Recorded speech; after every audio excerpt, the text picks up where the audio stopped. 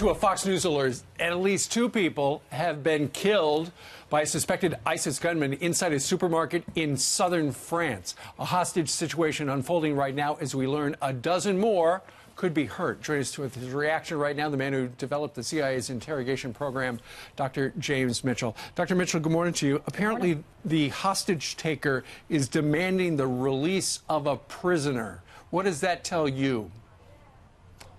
Well, it's a time for caution, really, because my concern about caving into those kinds of demands is that it rewards this kind of behavior, and you'll see a lot more hostage taking to try to get people released from prison, especially given that ISIS has been returning back to Europe and setting up networks and setting up cells as their fighters return home.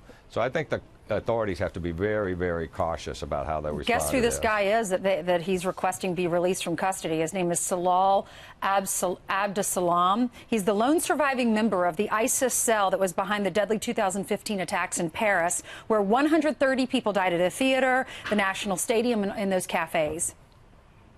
Right.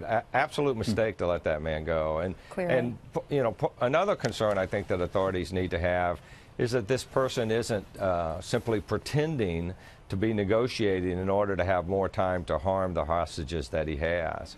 You know, it's unusual for ISIS to be negotiating by holding hostages, and we have seen times when these people who claim to be terrorists and inspired by Islam have actually just used the time to negotiate to kill more people, to find other people to target within the people that they're holding. So the authorities, I think, it's a fluid situation, and we don't know all the facts, and it's going to change before it gets better, but they need to be very, very cautious. Doctor, we've seen a series of these attacks in France and throughout Europe.